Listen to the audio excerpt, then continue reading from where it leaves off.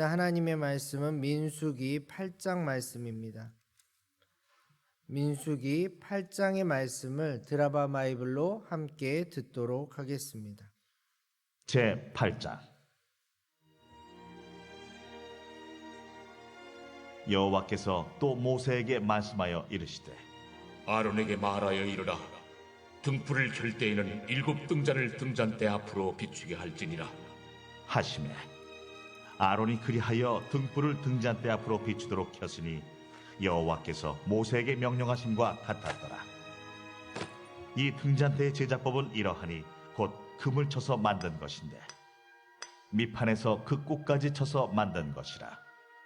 모세가 여호와께서 자기에게 보이신 양식을 따라 이 등잔대를 만들었더라. 여호와께서 모세에게 말씀하여 이르시되 이스라엘 자손 중에서 레위인을 데려다가 정결하게 하라.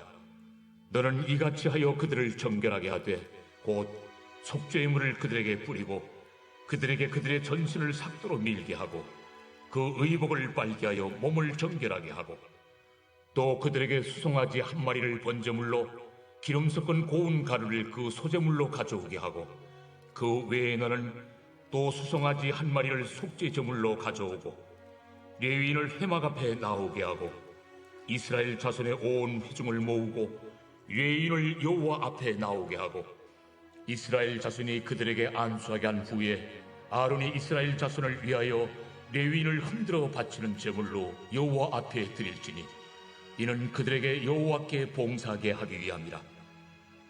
레위인으로 수송아지들의 머리에 안수하게 하고 내가 그 하나는 속죄 제물로 하나는 번제물로 여호와께 드려 레위인을 속죄하고 레위인을 아론과 그의 아들들 앞에 세워 여호와께 요제로 드릴지니라.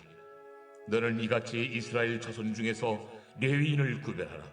그리하면 그들이 내게 속할 것이라. 내가 그들을 정결하게 하여 요제로 드린 후에 그들이 회막에 들어가서 봉사할 것이니라. 그들은 이스라엘 자손 중에서 내게 온전히 드린 바 된 자라. 이스라엘 자손 중 모든 초태생 곧 모든 처음 태어난 자 대신 내가 그들을 취하였나니 이스라엘 자손 중에 처음 태어난 것은 사람이든지 짐승이든지 다 내게 속하였음은 내가 애굽 땅에서 모든 처음 태어난 자를 치던 날에 그들을 내게 구별하였음이라. 이러므로 내가 이스라엘 자손 중 모든 처음 태어난 자 대신 레위인을 취하였느니라. 내가 이스라엘 자손 중에서 레위인을 취하여 그들을 아론과 그의 아들들에게 주어 그들로 회막에서 이스라엘 자손을 대신하여 봉사하게 하며 또 이스라엘 자손을 위하여 속죄하게 하였나니 이는 이스라엘 자손이 성소에 가까이 할 때에 그들 중에 죄악이 없게 하려 하였습니다. 모세와 아론과 이스라엘 자손의 온 회중이 여호와께서 레위인에 대하여 모세에게 명령하신 것을 다 따라 레위인에게 행하였으되 곧 이스라엘 자손이 그와 같이 그들에게 행하였더라. 레위인이 이에 죄에서 스스로 깨끗하게 하고 그들의 옷을 빨매 아론이 그들을 여호와 앞에 요제로 드리고 그가 또 그들을 위하여 속죄하여 정결하게 한 후에 레위인이 회막에 들어가서 아론과 그의 아들들 앞에서 봉사하니라. 여호와께서 레위인의 일에 대하여 모세에게 명령하게 하신 것을 따라 그와 같이 그들에게 행하였더라. 여호와께서 또 모세에게 말씀하여 이르시되 레위인은 이같이 할지니 곧 25세 이상으로는 회막에 들어가서 복무하고 봉사할 것이요 50세부터는 그 일을 쉬어 봉사하지 아니할 것이나 그의 형제와 함께 회막에서 돕는 직무를 지킬 것이요 일하지 아니할 것이라. 너는 레위인의 직무에 대하여 이같이 할지니라. 아멘. 민수기 7장에서 8장은 성막 봉헌과 성소 안의 등잔과 레위인에 대한 이야기를 하고 있습니다. 사실 성막 봉헌과 등잔에 대한 명령은 민수기 현재 시점이 아닙니다. 성막 봉헌식은 이미 출애굽기에서 마무리되었습니다. 그러니까 민수기 인구조사를 시행하기 한 달 전의 일들을 다시 회상하며 기록하고 있는 것입니다. 무언가를 반복한다, 또 기억한다는 것은 중요하다는 뜻입니다. 이제 이스라엘은 인구조사를 끝내고 거룩한 하나님의 백성, 거룩한 하나님의 군대로 거듭난 상황입니다. 그런데 그 거룩함의 근거가 무엇입니까? 바로 하나님과의 만남이죠. 앞으로 이스라엘에게 어떠한 어려움이 온다 해도 사막 한가운데에서 아무리 강한 적이 쳐들어올지라도 이스라엘이 절대적으로 지켜내야 하는 것은 자신들의 안전도 아니며 자신들의 재물도 아닙니다. 바로 하나님과의 만남을 지켜내야 합니다. 이를 위해 하나님께서는 이스라엘에게 예배와 율법이라는 그릇을 주셨습니다. 이제 이를 소중히 여기며 하나님과의 깊은 관계를 그 안에 담아내야 합니다. 바로 그 장소가 성막입니다. 이렇게 완성된 성막의 복원식에서 먼저 각 지파의 지휘관들이 하나님 앞에 예물을 드립니다. 그리고 성막 안에서 예배를 올바로 준비하며 하나님의 말씀을 온전히 전해줄 사람들이 필요했는데 그 사람들이 바로 제사장이며 레위인이었습니다. 그렇습니다. 바로 이스라엘 공동체의 가장 중심에는 성막이 있었습니다. 그들은 성막을 통해 하나님이 우리와 함께 하신다는 사실을 알았습니다. 그리고 그 안에서 드려지는 온전한 예배를 통해 하나님과 깊이 만나게 될 것이고 거룩함을 인정받게 될 것입니다. 이것이 바로 본격적으로 가나안 땅에 출발하기 전 성막 봉헌과 성소를 다시 기억하며 레위 지파를 구별하신 이유입니다.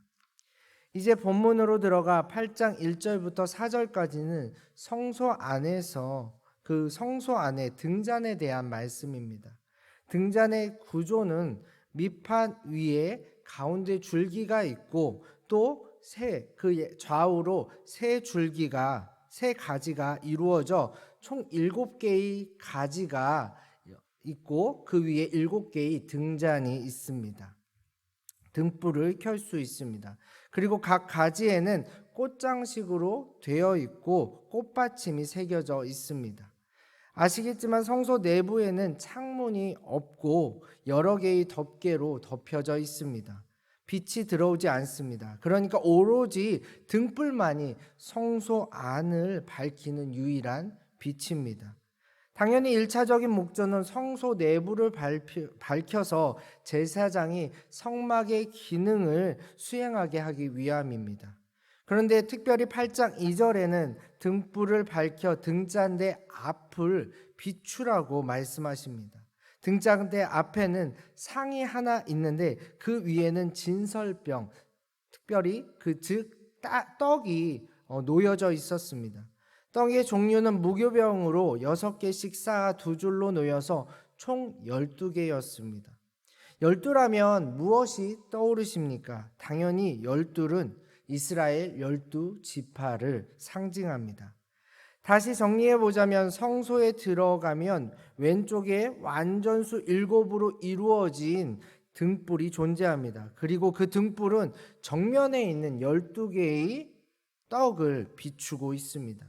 이를 상징적으로 재해석해 보자면 등잔의 7개의 가지와 7개의 등불 그리고 꽃 문양은 완전하신 하나님의 임재와 생명을 상징합니다. 그리고 하나님의 임재와 생명은 이스라엘 12지파를 비추고 있는 것이죠. 즉 이스라엘 12지파는 하나님 없이 한 발자국도 나아갈 수 없다는 사실입니다. 또한 오직 하나님께서 공급해 주시는 양식만으로 살아갈 수 있습니다.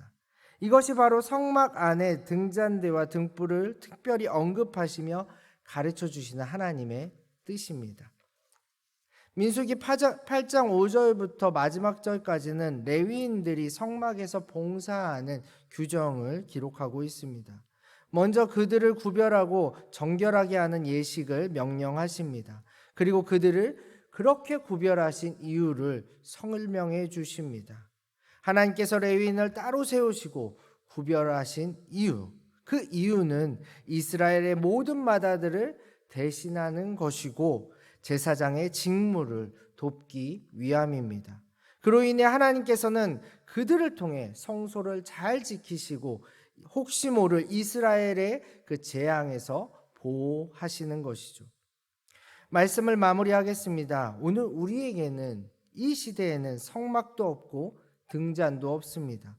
그러나 하나님은 여전히 우리를 비추고 계시며 어두운 우리를 인도하고 계십니다. 또한 진설병의 떡은 안식일마다 바꾸어야 되는 것입니다. 그러나 우리에게 영원한 생명의 떡을 허락하십니다. 바로 예수 그리스도십니다. 하나님께서 우리를 살리고자 우리와 영원히 함께 하시고자 가장 사랑하는 아들을 아낌없이 내어주셨습니다. 나아가 여러분은 생명의 떡을 먹는 그 순간부터 하나님께서 구별하신 그리스도인이십니다. 이스라엘의 맏아들을 대신하여 성막에 봉사하는 레위인처럼 세상 모든 이들을 위해 하나님의 뜻을 이루는 이 시대의 구별된 레위인들이십니다. 이런 의미에서 우리는 하나님과의 만나는 예배를 가장 소중히 여깁니다. 이런 의미에서 우리는 세상을 섬기고 사랑하며 복음 전하는 일을 우리의 가장 우선순위로 둡니다. 여러분이 얼마나 소중하고 특별한 사람인지 잊지 마십시오. 여러분이 하는 말과 행동이 얼마나 큰 영향력을 끼치는지 기대하셔도 좋습니다. 하나님께서 여러분을 통해 세상의 재앙을 거두시며 거룩함과 생명을 확장시키실 것입니다. 부디 오늘 하루 왕같은 제사장으로서 거룩한 나라요 그분의 사랑스러운 백성으로서 잘 살아내시길 간절히 소망합니다. 기도하겠습니다. 하나님 감사합니다. 이스라엘을 선택해 주시고 특별히 제사장과 레위인을 구별하셔서 하나님을 예배하고 하나님의 뜻을 실천하는 공동체로 거듭나게 하셨듯 아무 공로 없는 우리를 위해 이 땅에 예수님을 보내주시고 하나님을 예배하고 하나님 나라의 삶을 온전히 살아가게 하시니 감사합니다. 우리에게 말씀의 빛을 비춰주시고 생명의 떡으로 배부르게 하시니 감사합니다. 주님께서 허락하신 이 복음을 세상 가운데 잘 흘려보낼 수 있도록 인도하옵소서. 여전히 어두움 가운데 헤매는 수많은 영혼들이 우리를 통해 하나님을 만나고 하나님의 자녀가 되게 하옵소서. 예수님의 이름으로 기도합니다. 아멘.